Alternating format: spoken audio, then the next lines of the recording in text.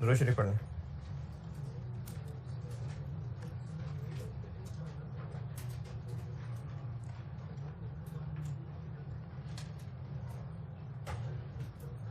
Question number 10 part A कहा था।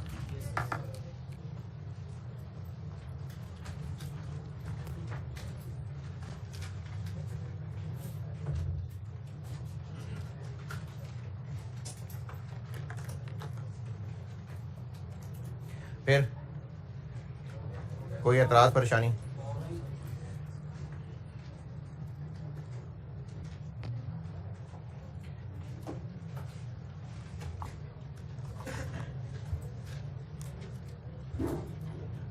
चलें सवाल लिखें फिर एक है। हाँ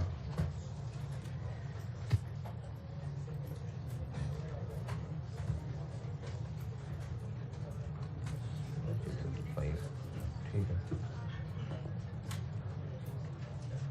टेस्ट 3।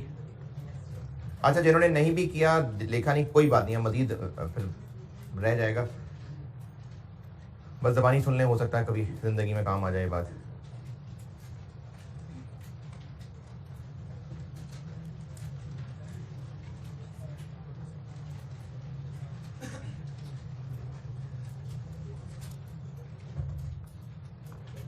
टेस्ट है तो सही कि है भी नहीं? है भी नहीं बात।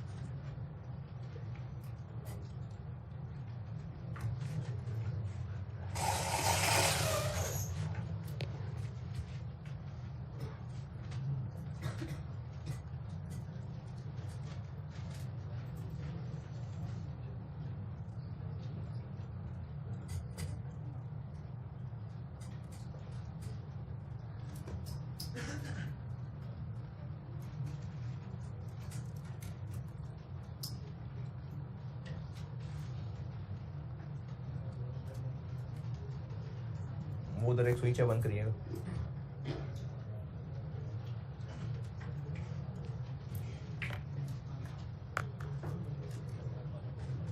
बहुत ज्यादा नीला है कि पढ़ा जा रहा है?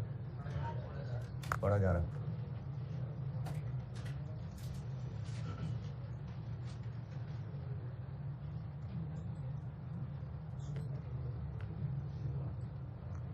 फर्स्ट जनवरी 20 को BLC एक कंपनी है और सवाल की रिक्वायरमेंट भी BLC के लिए है। DML को लीज पे दी है एक मशीन और नॉन कैंसिलेबल 5 साल है, लेकिन मज़ीद 3 साल एक्सटेंशन हो सकती है। और यहाँ लिखा हुआ है कि DML was reasonably certain that option to extend will be exercise. तो लीज कम हो गई आज। जो रेंटल्स हैं वो नहीं बताया, लेकिन रेंटल्स के बारे में कहा है कि जो पहले 5 साल के रेंटल्स हैं वो ज़्यादा हैं और जो अगले 3 साल के हैं वो पुराने वालों से 10% कम है। Shall be 10% less than original rentals. तो पहले 5 साल के रेंटल्स और हैं और अगले 3 साल के रेंटल्स और हैं, और रेंटल्स नहीं पता, रेंटल है इन एडवांस। फेयर वैल्यू ये है। ये जो पॉइंट बी है, जिन्होंने भी ये सवाल किया होगा उन्होंने शायद इसको लिया हो कि ये IDC है। पॉइंट बी पढ़ के देखिए जिन्होंने नहीं भी टेस्ट को लिफ्ट कराई।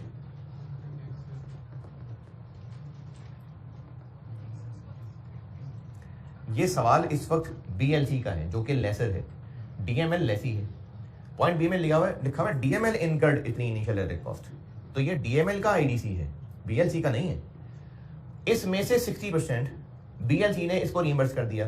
ये तो लीज इंसेंटिव होता है भाई, ये लीज इंसेंटिव है, ये IDC नहीं है, ये लीज इंसेंटिव है।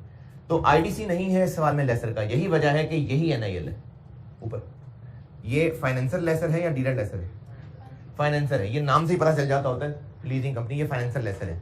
वैसे भी कहीं डीलर मैन्युफैक्चरर का जिक्र ही नहीं है। तो फाइनेंशियल लेसर में NIL is equal to fair value plus IDC, तो आईडीसी नहीं है इस सवाल के अंदर, इसलिए यही फेयर वैल्यू है। और फेयर वैल्यू प्लस आईडीसी वाला रास्ता क्यों मजबूरी है? क्योंकि रेंटल्स ही नहीं पता तो पीवी कैसे निकालेंगे, इसलिए यही एनआईएल है। ये लीज इंसेंटिव है। लीज इंसेंटिव का काम ये होता है कि लीज पेमेंट्स में से लेस होता है। उसके अलावा ये इम्प्लिसिट रेट है 14%, और चूंकि लीज टर्म 8 साल मानी है तो यूजीआरबी और जीआरबी कौन सी लेनी है? 8 साल वाली। जो पहली लाइन में है वो 5 साल वाली है, लेकिन हम चूंकि लीज टर्म 8 साल लेने लगे हैं तो हम जीआरबी यूजीआरबी लेंगे 8 साल वाली, यानी 5 मिलियन और 2 मिलियन। सवाल की requirement entry is SOCI SOFP note, लेकिन इस सबके लिए जरूरी था कि रेंटल्स पता लगते, तो रेंटल्स निकालने पड़े थे। मैंने मेनली रेंटल्स के लिए सवाल बनाया था, कहीं कच्चा कच्चा के सवाल था उसमें, फिर मैंने अपनी इंजीनियरिंग की थी इसमें, तो मैंने इसलिए रेंटल्स के लिए ही ये सवाल डाला था कि रेंटल कैलकुलेशन मैंने इसमें अपने तौर पे अपने लिहाज से थोड़ी अच्छी रखी थी, तो मैं रेंटल की वजह से ही ये सवाल डिस्कस कर रहा हूँ।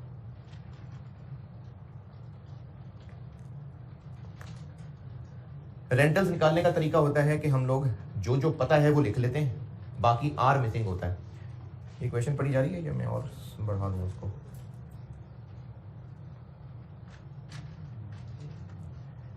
ये पढ़ा जा रहा है सारा?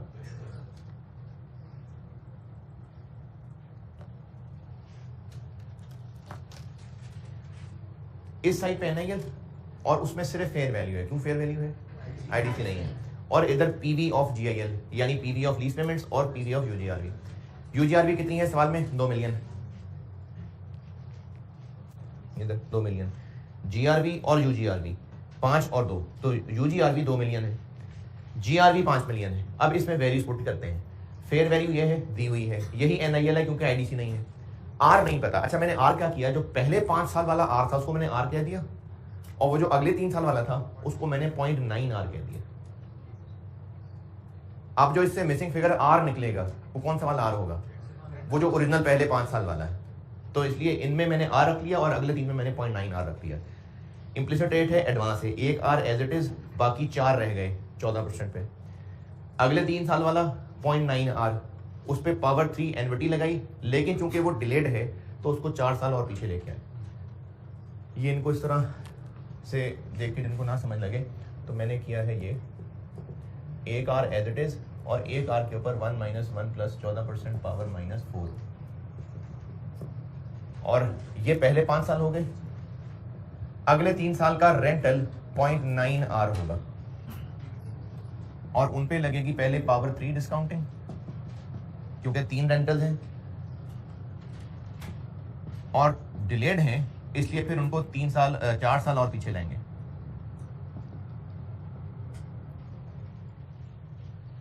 और लीज इंसेंटिव लीज पेमेंट्स में से लेस होता है, ये लेस हो गया।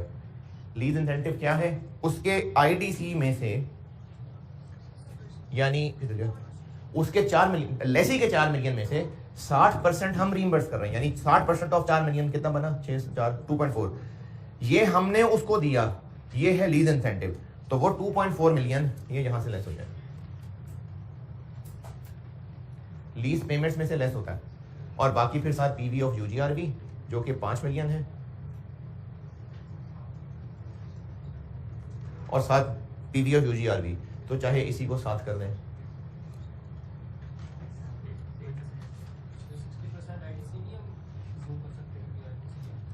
है ही नहीं तो अज्यूम करने वाली क्या बात है? तो इसमें अजम्पशन क्या है?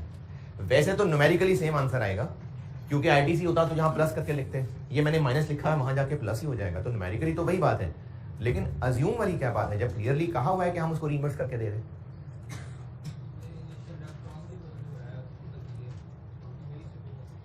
लेसी लीज इंसेंटिव क्या होता है? लेसी की जेब से जो खर्चा होता है लेसर उसको रीइंबर्स कर देता है, तो ये तो लीज इंसेंटिव है। यहां से फिर आप लोग आर फाइन करेंगे, और चूंकि वो आर है ही पहले 5 साल वाला रेंटल, तो वो पहले 5 साल वाला रेंटल निकलेगा, उसको 90% करेंगे तो अगले 3 साल वाला रेंटल निकलेगा। ये इसमें रेंटल कैलकुलेशन थी, और एक बार रेंटल कैलकुलेट हो जाए तो फिर तो जैसे पहले करते हैं वैसे ही सवाल है। चूंकि पहला रेंटल भी पहले दिन मिल रहा है और हम लीज इंसेंटिव भी पहले दिन दे रहे हैं, तो वो नेट करके एंट्री होगी। अच्छा, ये रेंटल वाली बात मैंने बतानी थी, चाहता था सबके सामने आए। बाकी इसमें तो इसी डाटा से ही फिगर्स निकाली हुई हैं। अब किसी ने कुछ पूछना हो तो पूछ लीजिएगा। और MCQ था,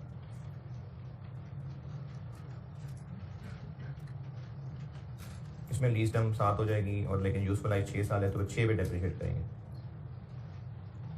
ये टेस्ट की 3 की बात थी। कुछ पूछना है इसमें से तो पूछे, नहीं पूछना।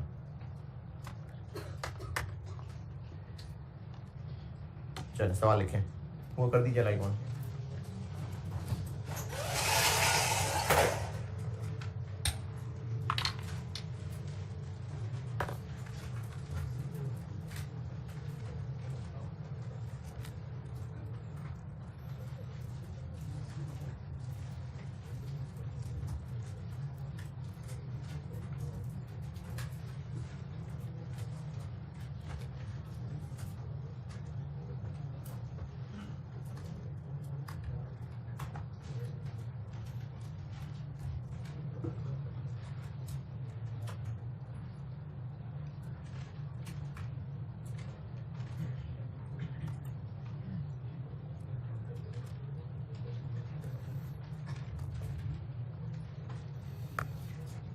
On 1st January 19,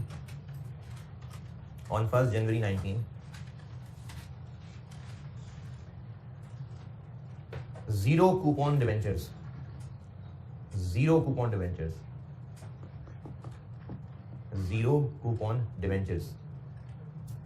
were purchased for 42,000.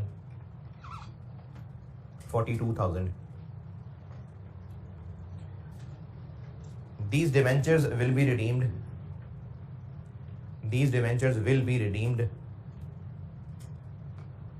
at par.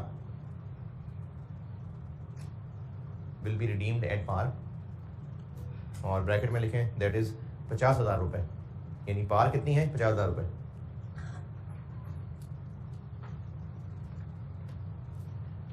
The debentures will be redeemed at par, यानी 50,000 after 3 years, after 3 साल। Effective interest rate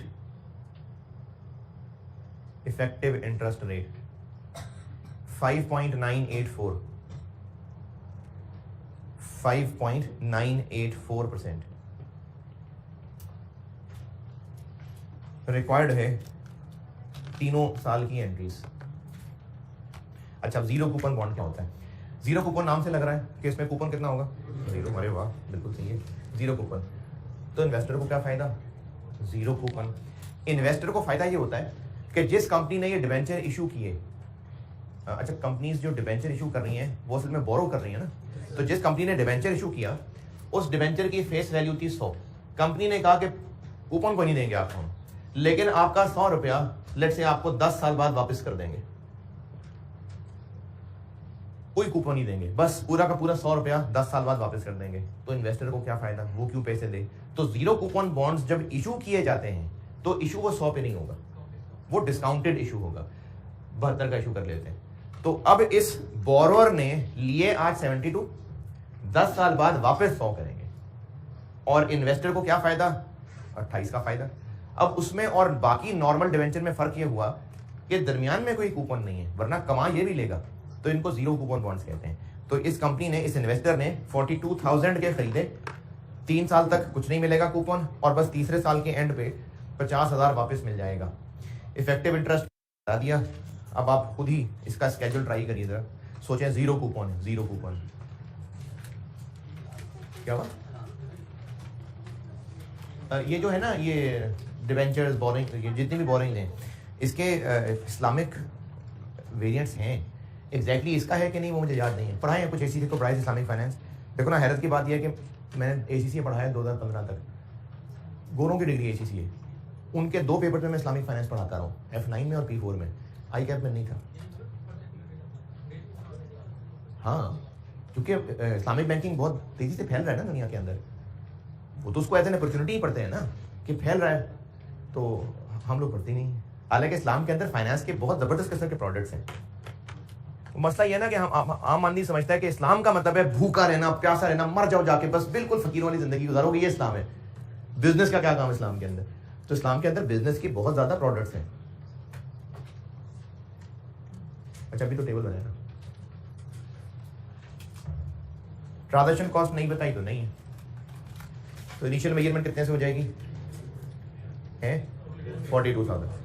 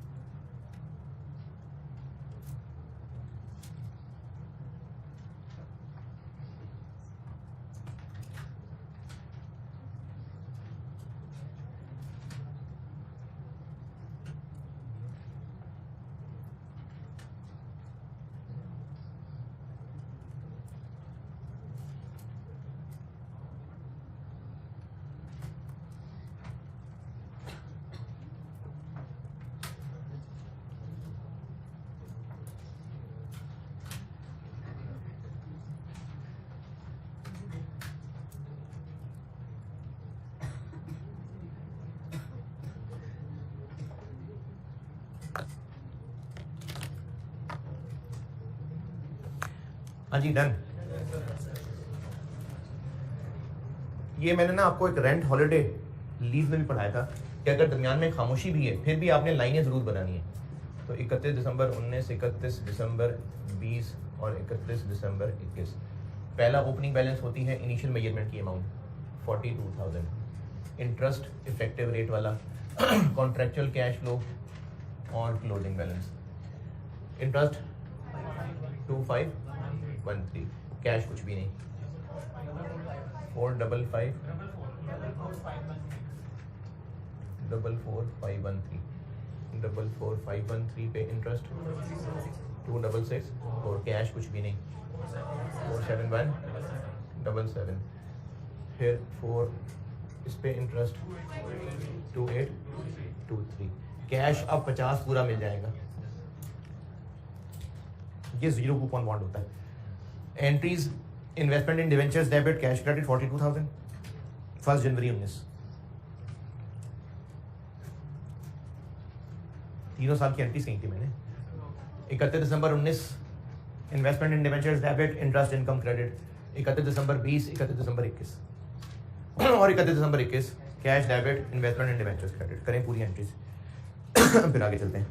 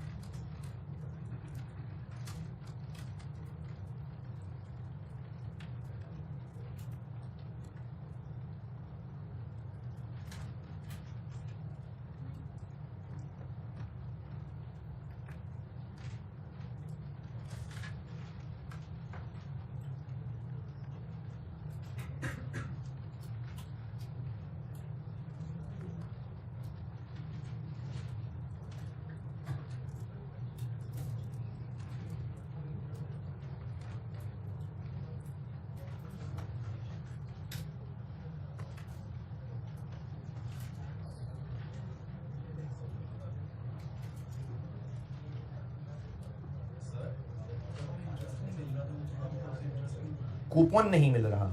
कूपन, जो पैसा जेब से गया और जितना कल को जेब में आएगा, क्या उनमें कोई डिफरेंस नहीं है?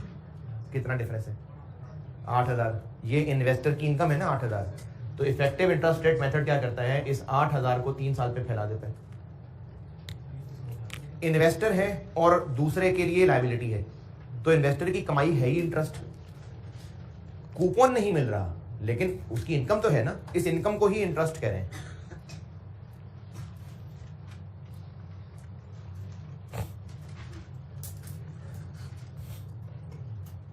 एंटीज नोट भाई, नोटेड, नोटेड की नोटिंग।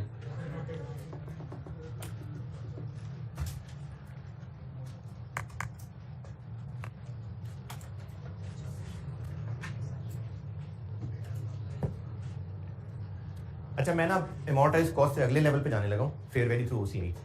वो इससे मुश्किल है।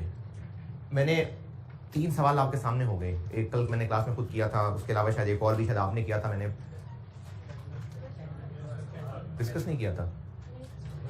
नहीं किया था, कहा था कि होमवर्क कर लें। हाँ, सिर्फ फिगर्स टैली कर, हाँ फिगर्स टैली कर दी थी। फिर इसके अलावा होमवर्क वाला एक सवाल है। इन चारों सवालों में बेटा जो भी जरा सी भी कंफ्यूजन अभी है ना वो पूछ लें, क्योंकि इसके बाद फेयर वैल्यू थ्रू ओसीआई में कंफ्यूजन बढ़ सकती हैं अगर अभी क्लियर नहीं की तो। एक समरी में दोबारा बता देता हूँ। एमोर्टाइज कॉस्ट ये है, कॉन्सेप्ट उसका ये है कि जितने पैसे आज इस इन्वेस्टर की जेब से जा रहे हैं, यानी जितने पे हमने इनिशियली मेजर किया।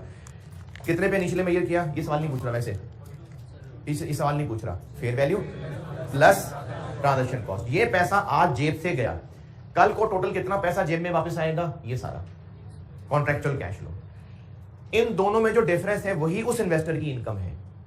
इस इनकम को ओवर द होल पीरियड फैलाने के लिए बनाया गया है effective interest rate method. Effective interest rate implicit rate की तरह का एक कॉन्सेप्ट है, एक ऐसा जादुई रेट है जो शुरू में गए पैसे और ओवर द पीरियड टोटल आए पैसे के दरमियान जो डिफरेंस है उसको ऐसे फैला देता है कि वो एक इंटरेस्ट की फीलिंग देने लगता है। अब जैसे उस बच्चे ने कहा कि इंटरेस्ट उस पर मिल नहीं रहा, तो बात यह है कि इंटरेस्ट नहीं, कूपन नहीं मिल रहा। इंटरेस्ट इस टॉपिक में है ही उस इन्वेस्टर की इनकम का नाम, क्योंकि जहां भी पैसे का टाइम गैप हो और उसके ऊपर एक्स्ट्रा प्रॉफिट, वही तो इंटरेस्ट है, उसी को तो इंटरेस्ट कह रहे हैं। तो इस एमोर्टाइज कॉस्ट मेथड में क्या हो रहा है कि जो पैसे आज इस इन्वेस्टर की जेब से जा रहे हैं और जितने कल उसको टोटल कॉन्ट्रैक्चुअल कैश फ्लोज मिल रहे हैं, इनमें जो डिफरेंस है ये उसकी इनकम है। इफेक्टिव इंटरेस्ट रेट मेथड उस टोटल इनकम को पूरी पीरियड में फैला देगा इस तरह से कि इंटरेस्ट वाली फीलिंग लगेगी कि एक रेट लगता जा रहा होगा और इनकम कैलकुलेट होती जा रही होगी। ये इफेक्टिव इंटरेस्ट रेट मेथड है और इस मेथड के तहत निकली हुई फिगर को एमोर्टाइज कॉस्ट कहते हैं। अच्छा, एमोर्टाइज कॉस्ट में अगर इनकम स्टेटमेंट बैलेंस शीट के एक्सट्रैक्ट्स पूछे, इन तीनों चारों सवालों तक ये वाली बात क्लियर है? चलिए अब एक्सट्रैक्ट्स पे आते हैं। अगर एक्सट्रैक्ट्स पूछे हों, ये आपके सामने, चले यही सवाल है, यही से देख लेते हैं। तो एसओसीआई में क्या आना चाहिए? इंटरेस्ट इनकम आनी चाहिए। और एसओएफपी में इन्वेस्टमेंट इन डिवेंचर्स। कौन सा बैलेंस उसका? ये। तो एमोर्टाइज कॉस्ट हमने सब्सिक्वेंट मेजरमेंट में हेडिंग पूरी पढ़ ली, उसकी मैंने आपको एंट्रीज की भी प्रैक्टिस करा दी और अब उसके एक्सट्रैक्ट्स की भी शक्ल देख लेते हैं। एमोर्टाइज कॉस्ट में हूं मैं। जी जी, एक मिनट सिर्फ, एक मिनट।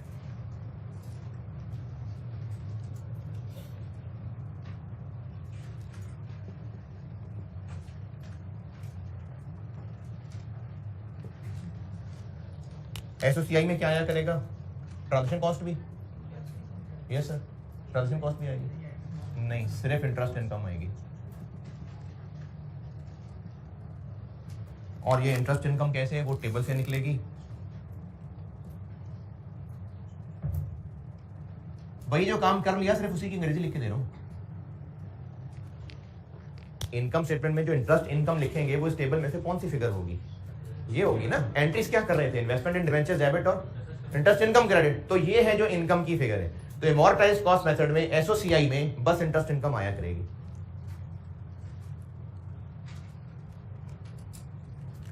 एसओएफपी में इन्वेस्टमेंट इन डिवेंचर्स। अच्छा, इसमें भी ना करंट नॉन करंट तोड़ने की मेहनत की जा सकती है वैसे, क्योंकि पैसा रिकवर हो रहा है हर साल, लेकिन ना भी करेंगे तो बहुत ज्यादा बड़ा मसला नहीं है, वैसे बेहतर है कि हम कर ही लें।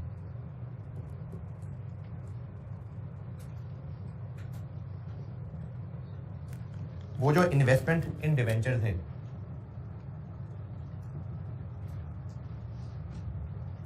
वो हम करंट नॉन करंट दोनों में लिख देंगे।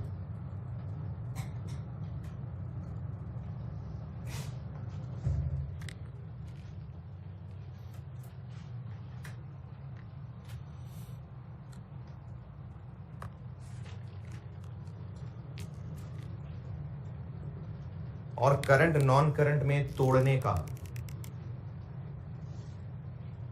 सेम जैसे लीजेज में तोड़ना बताया था। कैसे? अच्छा, इसमें तो मसला ही नहीं है ना, इसमें तो ये एंड ही चल रहा होगा। क्या बताया था कि जो अगले अकाउंटिंग ईयर का क्लोजिंग है वो इधर, और इस साल का closing plus accrued interest minus हो। लेकिन अगर ये बढ़ता बढ़ता जा रहा है तो फिर जो इस साल का क्लोजिंग है वही सारा का सारा नॉन करंट। तो जो आपको मैंने लीज रिसीवेबल में करंट नॉन करंट तोड़ना सिखाया था, सेम रूल है इसके लिए।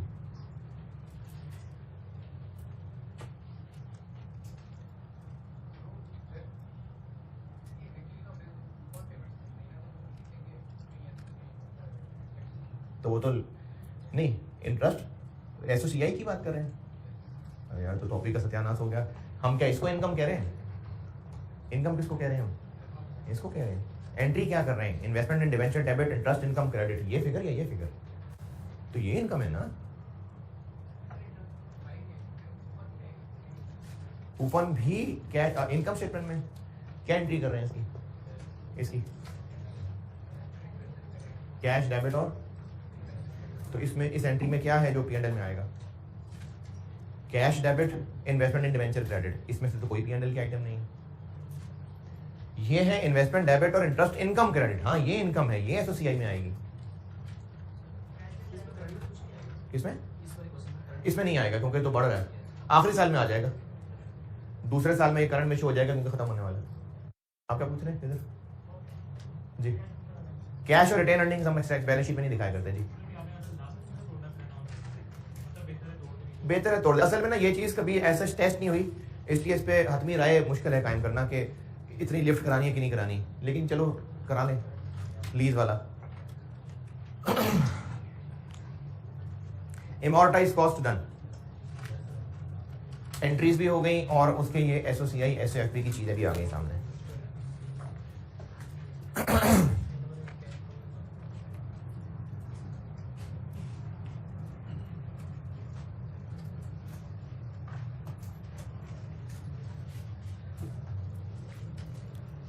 सब्सिक्वेंट मेजरमेंट पढ़ रहे हैं हम लोग। मैंने एमोर्टाइज कॉस्ट क्लास की हेडिंग दी थी, पहले उसकी सब्सिक्वेंट मेजरमेंट बता दी, 2 पॉइंट लिख के दिए थे उसमें। Fair value through OCI, investment इन डिवेंचर्स, सब्सिक्वेंट मेजरमेंट, 3 क्लासेस हैं, उनमें से एक एक करके मैं सब्सिक्वेंट मेजरमेंट बता रहा हूँ। एमोर्टाइज कॉस्ट बता दी, अब फेयर वैल्यू थ्रू ओसीआई।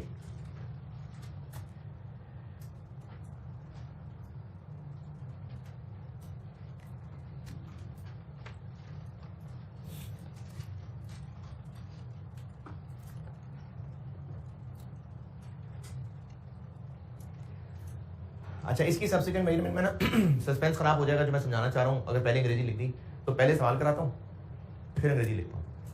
कितनी अंग्रेजी आएगी?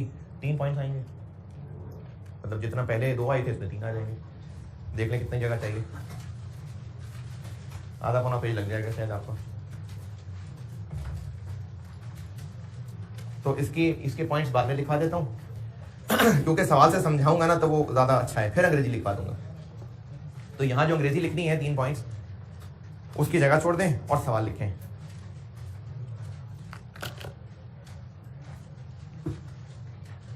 अच्छा, मैंने 3 लाइनें नहीं कहा, मैंने कहा है 3 पॉइंट्स की जगह छोड़ें। 3 पॉइंट, थोड़ी फराफ दिली से जगह छोड़ा करें। सवाल लिखें।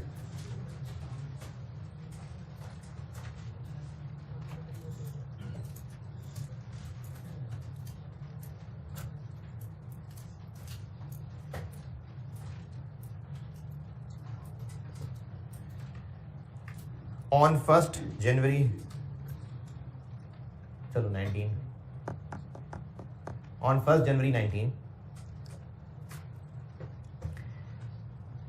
8%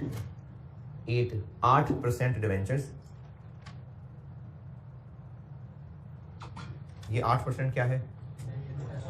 coupon rate 8% debentures having nominal value of 2,02,00,000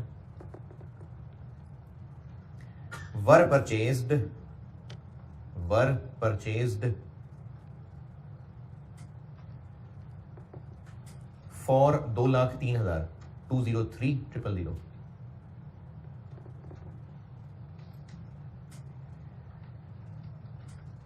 transaction cost of 1,500 रुपए, 1,500 ट्रांजैक्शन कॉस्ट ऑफ 1,500 रुपए was also incurred.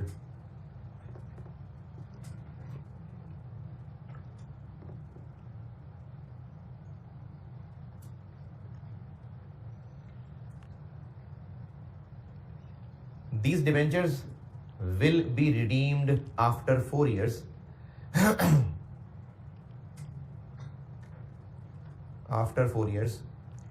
at a premium of 10%. At a premium of 10%. These debentures will be redeemed after 4 साल at a premium of 10%. Effective interest rate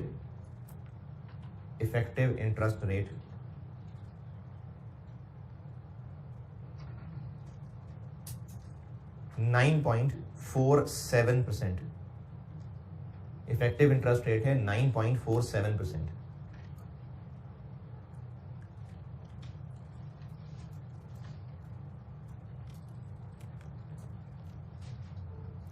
अच्छा, आपको मैंने purchased for कितने का बताया?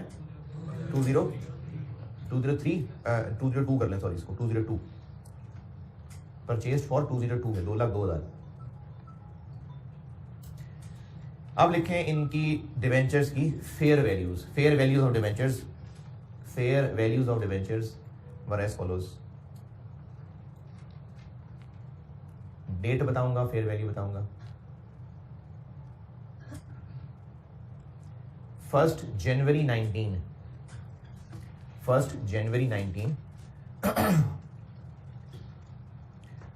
क्या मैंने परचेज की वैल्यू पहले बोली थी? 20.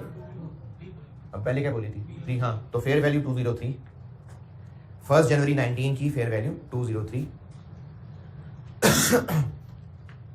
अच्छा, ये बात दोबारा सुने, मैंने ना परचेज्ड फॉर में अब लिखाया है 202, फेयर वैल्यू में कह रहा हूं 203. 31 दिसंबर 19, फेयर वैल्यूज चल रही हैं. 31 दिसंबर 19 218 000 से आगे. 31 दिसंबर 20 215 और 31 दिसंबर क्या रह गया? 21 224. नहीं, 3 बोले ना. चौथे साल तो खत्म हो जाएगा ना. चौथे साल तो फेयर वैल्यू होगी कोई. 31 दिसंबर 22 पे फेयर वैल्यू बताऊं कोई? नहीं, वो तो कवर बन गई होगी उसकी, वो तो खत्म हो गया होगा. मैंने आपको फेयर वैल्यूज बताई हैं. एक पहले दिन वाली 1st जनवरी 19, ये किस लिए बताई है? इनिशियल मेजरमेंट के लिए, क्योंकि इनिशियल मेजरमेंट होती है किस पे? Fair value plus transaction cost. तो ये इसलिए बताई है. और उसके बाद 3 ईयर एंड की मैंने बताई है. एक बताई है 218,000, फिर बताई है 215,000, फिर बताई है 224,000.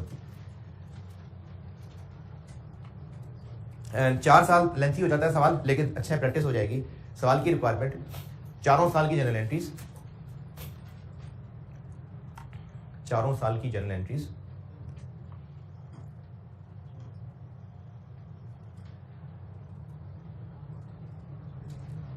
एक्सट्रैक्ट्स ऑफ एसओसीआई और एसओएफपी. 4 साल की general entries, extracts of SOCI और एसओएफपी.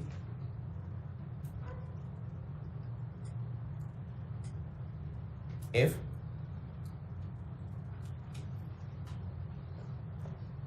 Part A Investment is classified as amortized cost. Investment is classified as amortized cost. और part B, investment is classified as fair value through OCI.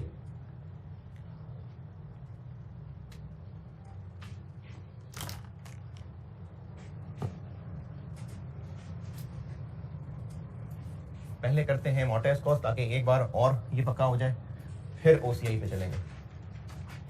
Double entries required है, SOCI SOFP required है. इसमें जितनी भी जगह चाहिए वो छोड़ के वर्किंग पे आते हैं. पार्ट ए कर रहा हूँ पहले मैं, एमोर्टाइज कॉस्ट कर रहा हूँ पहले. 31 दिसंबर 19, 31 दिसंबर 20, मैंने इफेक्टिव रेट बता दिया ना. 31 दिसंबर 21, 31 दिसंबर 22. ओपनिंग बैलेंस, पहला ओपनिंग कितने से स्टार्ट होगा? Fair value plus transaction cost 204500, क्योंकि फेयर वैल्यू है 203 और 1500 ट्रांजेक्शन कॉस्ट है. इफेक्टिव इंटरेस्ट रेट लगेगा 9.47, 19366. कॉन्ट्रेक्चुअल कैश फ्लो आएगा, कूपन रेट कितना? 8%. किस पे लगता है कूपन रेट? फेस वैल्यू पे. फेस वैल्यू कितनी है? 2,16,000. तो क्लोजिंग बैलेंस बन गया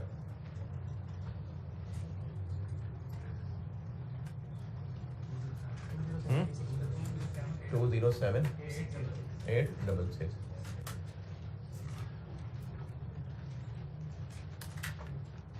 करें टेबल पूरा आप लोग, प्रैक्टिस होना ताकि जल्दी जल्दी करिएगा. मैंने फेयर वैल्यू थ्रू OCI कराना है तो लिखने की स्पीड बेटे तेज रखना.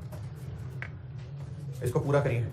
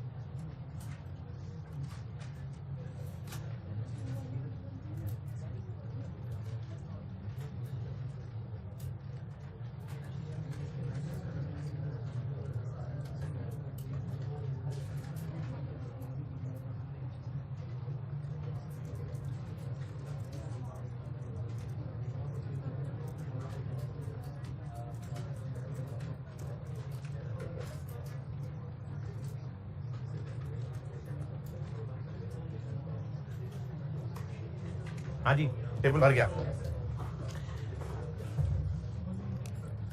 बता दें फिगर्स। 19,665 16,000 211 551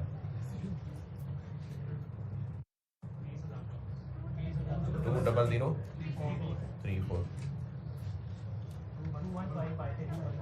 5585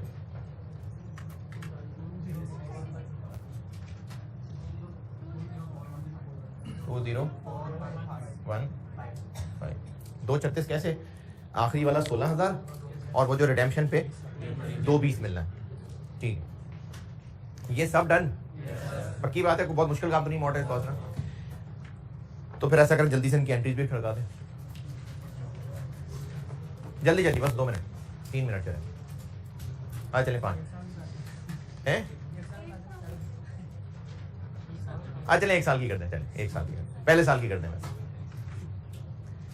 ओसीआई वाले की 4 की करेंगे।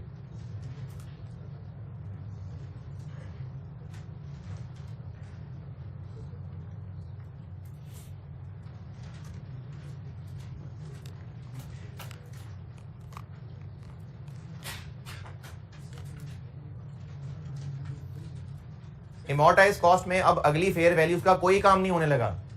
वो तो मैंने फेयर वैल्यू थ्रू ओसीआई से करवाना है, इसलिए अगली 3 फेयर वैल्यूज नहीं है। इमोर्टाइज कॉस्ट के लिए सिर्फ पहली वाली चाहिए थी बस, इनिशियल मेजरमेंट वाला। वो तो आएगा ना, वो तो सबके लिए था। वो मैंने जब इनिशियल मेजरमेंट पढ़ाई थी तो उसमें मैंने वो एसेट जो दूसरे की इक्विटी है, वो एसेट जो दूसरे की लायबिलिटी है, सब मिला के ही बताया था। भूल गए, सारा भूल गए। 1 जनवरी 19 इन्वेस्टमेंट इन डिवेंचर्स डेबिट, खरीदा कितने का है, 202 का, लेकिन हमने फेयर वैल्यू लिखनी होती है, हमने फेयर वैल्यू लिखनी होती है। और फिर इस पे इनिशियल रिकॉग्निशन पे 1000 का गेन आ गया।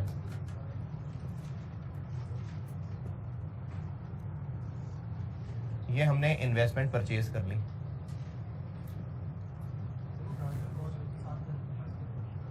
मैंने ऐसे कहा था अलग रख ले तो बेहतर होता है, साथ करनी है। जिसको ये गलती लग रहा है कि नहीं करेगा, वो गलती साथ रख के मिक्स कर जाते हैं बाद वक्त प्रॉफिट ऑन रिकॉग्निशन को, तो बेशक कंपाउंड कर लें। मैंने वैसे अलग ही रखवाई थी, लेकिन आप कंपाउंड करना है तो कोई हर्ज नहीं, कर लें। इन्वेस्टमेंट इन debentures debit, cash credit 1500 transaction cost. फिर 31 दिसंबर 19 को ये क्या, इन्वेस्टमेंट इन डिवेंचर्स डेबिट और इंटरेस्ट इनकम क्रेडिट 19366, इंटरेस्ट 2019 का।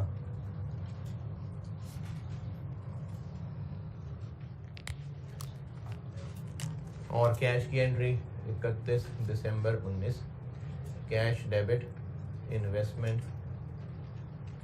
इन डिवेंचर्स 16,000।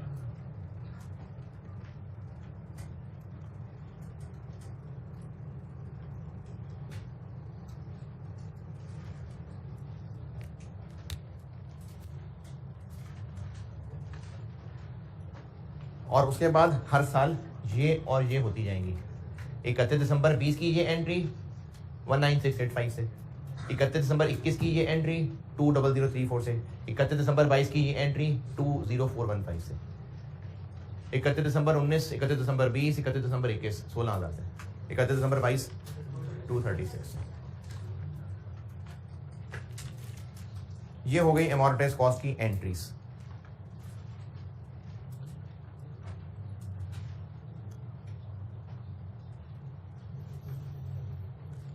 नहीं यार ज़मीर मुतमईन नहीं हो रहा, आप लिखें 20, 21, 22 की एंट्रीज लिखें, लिखें 20, 21, 22 एंट्रीज करें पूरी।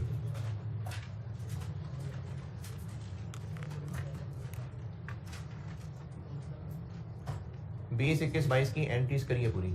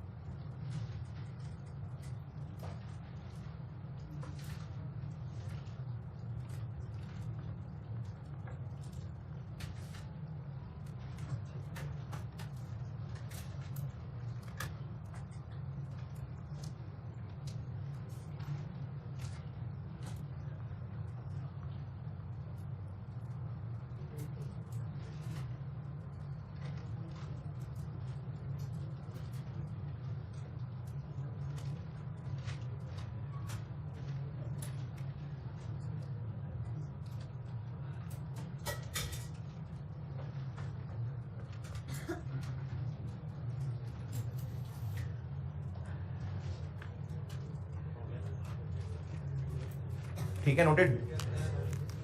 एक्सट्रैक्ट ऑफ एसओसीआई में 19366 19685 20034 और 20415, और ये बैलेंस क्योंकि बढ़ता ही जा रहा है तो ये नॉन करंट है 20786 211551, और आखिरी साल में ये 215585। अरे हाँ, profit on initial recognition, profit on initial recognition 2019 में 1000। ये हो गए एसओसीआई और एसएफटी के extracts.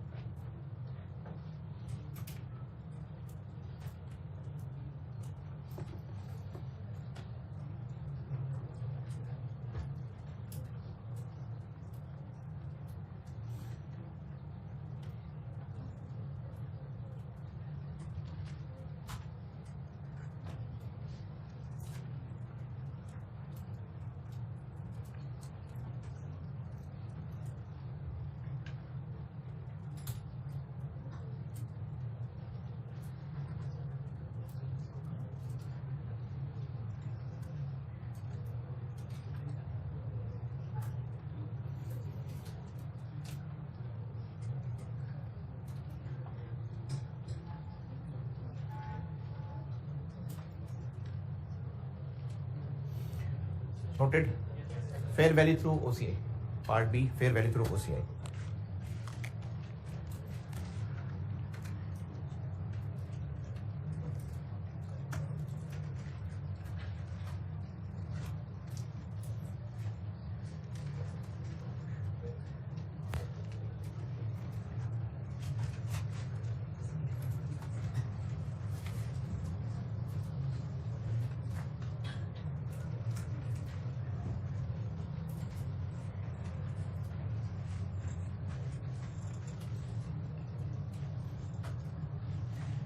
Fair value through OCI में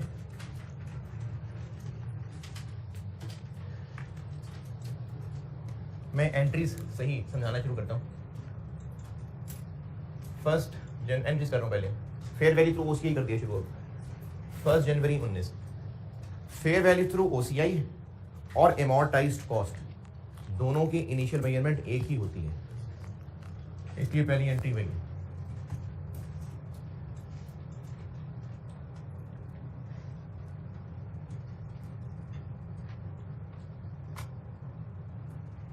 क्या था 203 202 और 1000। फेयर वैल्यू थ्रू ओसीआई हो या अमॉर्टाइज्ड कॉस्ट हो, इनिशियल मेजरमेंट सेम होती है।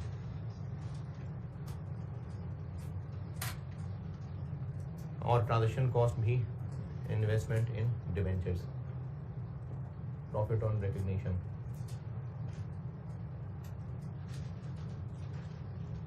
$1500 ट्रांजैक्शन कॉस्ट।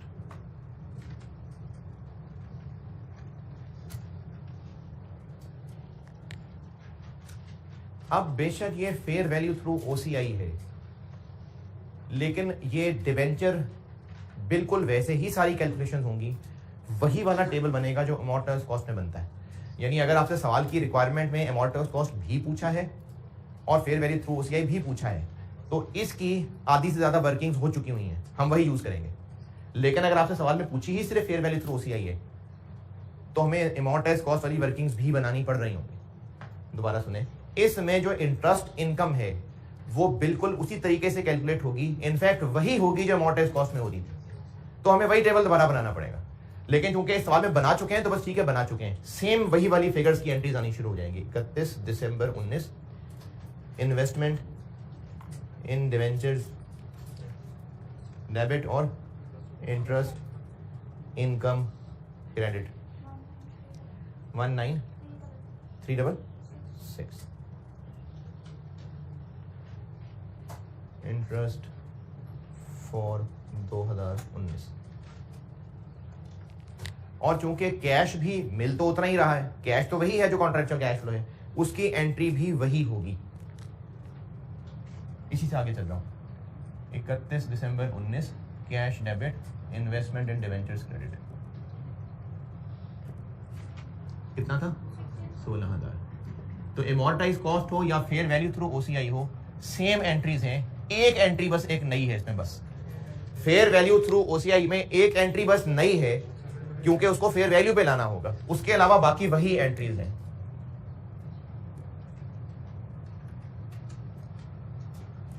देखिए 19 की वही मैंने एंट्रीज दोबारा की हैं।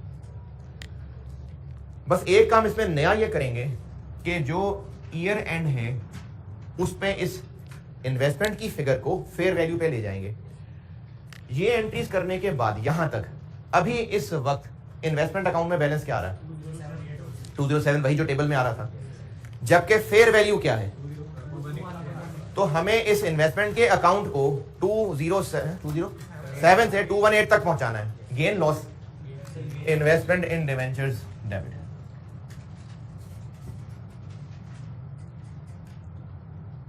और फेयर वैल्यू रिजर्व, साथ ओसीआई जरूर लिखना है। ये 10134, ये अभी मैंने 10134 जबानी ही बोला है, मैं इसकी एक वर्किंग भी बना देता हूं। पहले आपको बस मुश्किल सिखा दूं कि मैं वर्किंग क्यों बनाने लगा हूं, क्या जरूरत पड़ रही है उस वर्किंग बनाने की। अभी जबानी भी ये कैसे निकाला? जो ईयर एंड पे बैलेंस आ रहा है उसको 218 तक पहुंचाना है, फेयर वैल्यू पे अपडेट करना है, तो इतना डिफरेंस है, ये गेन आ गया।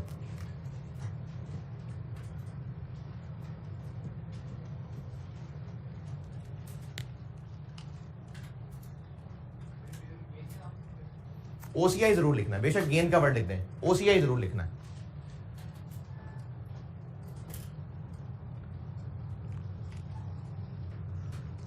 बीस में आगे चलते हैं नॉर्मल। 31 दिसंबर 20 इन्वेस्टमेंट इन debentures debit interest income credit 19685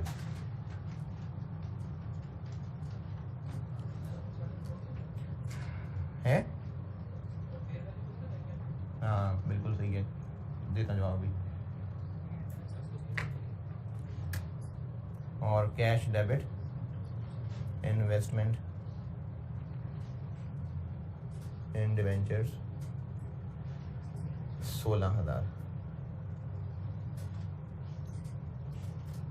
coupon received.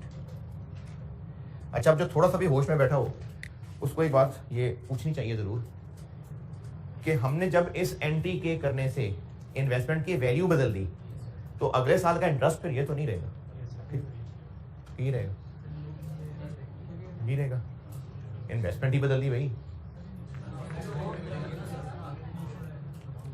Interest income यही रहेगी क्योंकि फेयर वैल्यू तो वैसे ही देख देख के खुश होने वाली चीज है, असल में इन्वेस्टर का कैश फ्लो तो वही है।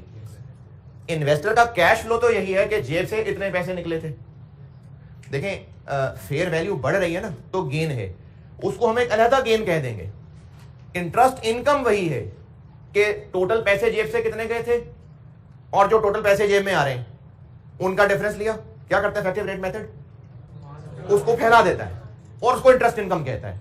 तो बेशक फेयर वैल्यू पे अपडेट कर रहे हैं लेकिन पैसे तो उतने ही जेब से गए थे ना, और जेब में उतने ही पैसे आ रहे हैं, तो इसलिए इंटरेस्ट इनकम वही रखनी है। और जब इंटरेस्ट इनकम वही रखनी है तो वो टेबल वही रहेगा, तो इंटरेस्ट इनकम वो रहेगी।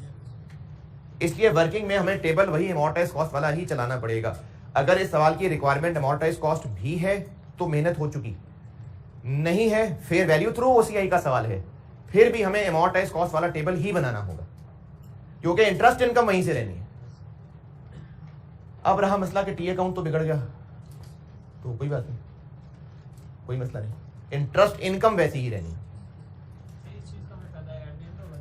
क्या जी बिल्कुल, जब बेचते हैं लगेंगे ना तब कोई काम करूंगा। आदो के डी रिकग्निशन स्पेसिफिकली आपके सिलेबस से बाहर निकली हुई है, लेकिन एक लाइन ही है, इसलिए मैं बता दूंगा बात पूरी रखने के लिए।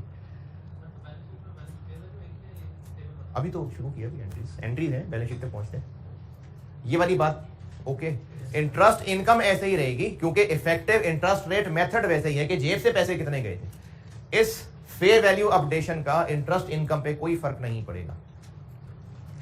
31 दिसंबर 20 पे आ जाते हैं।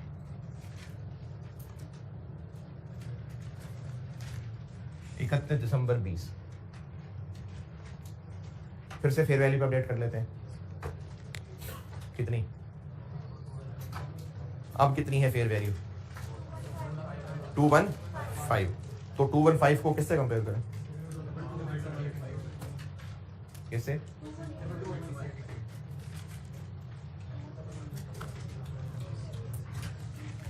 मुझे ये क्लोजिंग बैलेंस एमोर्टाइज्ड कॉस्ट वाला बताइएगा। 208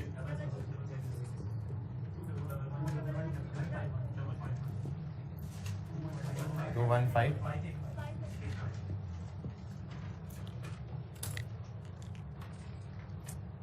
19 के एंड पे आपने इस 207 और 218 को कंपेयर करके ये निकाल लिया, और बिल्कुल ठीक है क्योंकि बुक्स में भी इतना ही बैलेंस आ रहा था इन्वेस्टमेंट अकाउंट में।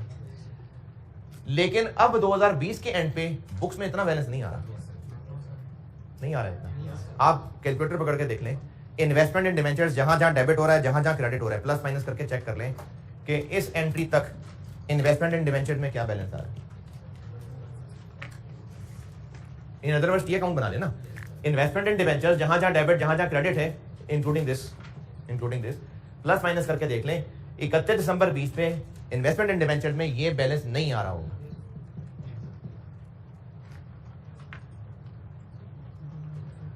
ठीक है, ये नहीं आ रहा। क्यों नहीं आ रहा? क्योंकि इस टेबल के अंदर फेयर वैल्यू नहीं डाली थी, जबकि असल में हमने इधर डाली है फेयर वैल्यू। तो फिर क्या किया जाए? इसके लिए ना मैं आपको एक और टेबुलर वर्किंग बताता हूं।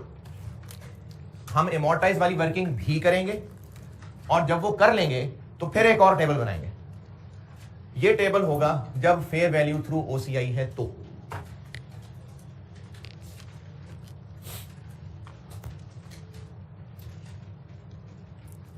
और वो टेबल ये है कि आप पहले एमोर्टाइज वाले का क्लोजिंग लिख लें, चार कॉलम बनाऊंगा इसमें भी। एमोर्टाइज वाले का क्लोजिंग लिख लें, फेयर वैल्यू लिख लें, इधर की कितनी 218, इधर की 215, इधर की 224। ये जो वर्किंग बताने लगा हूं ना, इससे एंट्रीज भी निकाल देता हूं आपको, और इससे बैलेंस शीट के एक्सट्रैक्ट्स की फेयर वैल्यू रिजर्व का बैलेंस भी निकाल देता हूं। इनका डिफरेंस ले, इनका जो डिफरेंस होगा वो balance sheet item fair value reserve का बैलेंस होगा। मैं आपको एक टेबुलर वर्किंग बता रहा हूं, इससे काम निकल आएंगे। हाँ, डेबिट क्रेडिट से भी समझा देता हूं, लेकिन ये टेबल ऐसा जादुई टेबल है कि इससे आपके बैलेंस शीट की फिगर भी मिल रही होगी और ओसीआई की फिगर भी मिलती जाएगी। इनका डिफरेंस लें, वो रिजर्व का बैलेंस है 10134। अच्छा, डिफरेंस कैसे देंगे? फेयर वैल्यू माइनस ये करना है, इसका ख्याल रखना है क्योंकि प्लस माइनस का एहतियात करेंगे। फेयर वैल्यू माइनस ये 344। क्या नेगेटिव भी आ सकता होगा? बिल्कुल आ सकता होगा, इसलिए ख्याल करना है फेयर वैल्यू माइनस वो वाला बैलेंस 8415।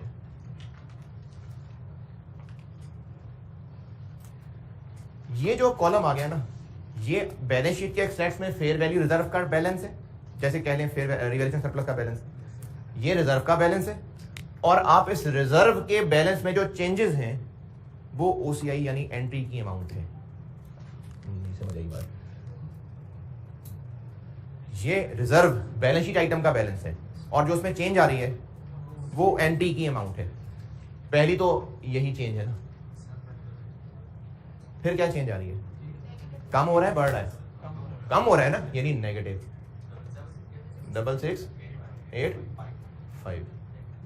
फिर बढ़ रहा है कितना? 4966। फिर ये टेबल फिर से देख लीजिए, फिर बाकी मैं क्लास कल कंटिन्यू करता हूँ, ज़्यादा देर होगी। ये बैलेंस कहाँ से निकला?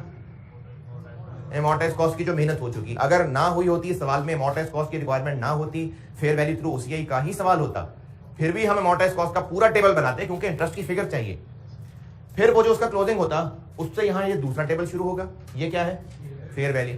ये फेयर वैल्यू माइनस वो वाला बैलेंस, ये फेयर वैल्यू रिजर्व की बैलेंस शीट फिगर। और आखिरी कॉलम इसमें चेंजेस, पहली तो है यही, उसके बाद जो चेंजेस हो रही हैं इसमें ये वो है। ये एंट्री की अमाउंट है इस वाली, ये मैं कल यहां से खुद कंटिन्यू करता टेबल बनाने का तरीका, बस कल यहां से इंशाल्लाह कंटिन्यू करते हैं। लेट हो गया, अल्लाह हाफिज़।